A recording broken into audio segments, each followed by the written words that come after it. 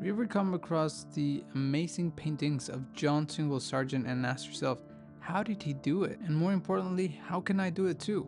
I will attempt to unlock his secrets of his unique style, but without copying his work. I'm gonna be painting this instead in the comfort of my home because Sargent is known for doing these landscapes in a very short amount of time. He was an excellent plein air painter, and when I studied his paintings, I saw one thing in common on all of them.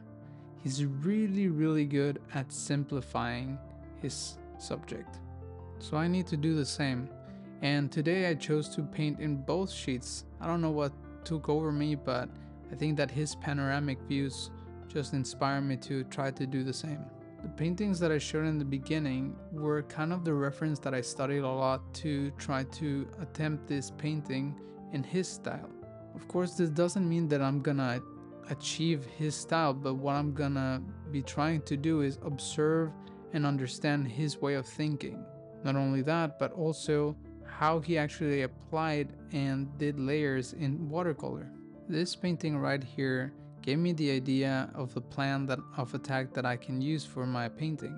It looks like he started with a very light wash as a gradient to just establish all the colors in the scenery, and then gradually he started to add darker and smaller shapes. It looked like he was very careful with his darks and he went very slowly.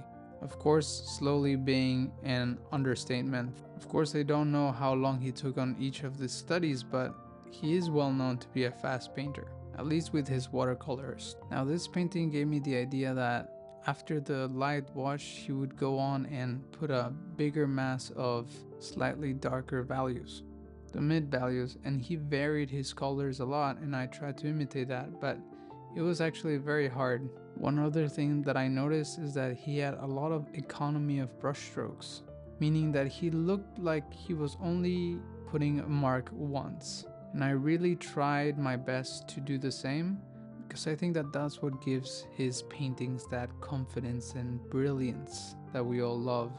The light was changing so fast that I actually couldn't keep up, and this threw me off a little bit. But this made me wonder, how did he do it? How did he keep up with the light? Did he paint his shadows first like oil painters do? I mean, after all, he was an oil painter. If you know the answer to this question, please leave it in the comments below. I would really love to know, and I am sure that other people would appreciate that. Another thing that I noticed Sargent doing was that he was very good at prioritizing his point of interest. For example, for me, what mostly attracted me to this scene was the light that was hitting the mountains and not really the foreground that you see me painting at this moment. Therefore, I didn't give it a lot of extra care. Instead, I added more of the details that were the most important about this scene, which in this case were the hills or the mountains, so I added the trees or whatever the point of interest needed.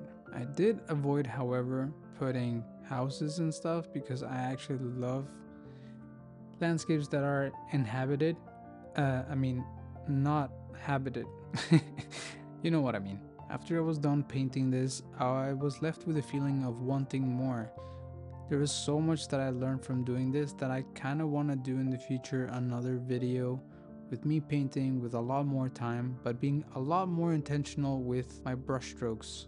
Because I think at the end of the day, that's what makes his paintings just so amazing. The confidence of every single layer of paint and every shape that he puts down. In any case, I believe that whatever I do, by the simple act of painting and trying to learn every single time and enjoy it, I will come out a better painter every time.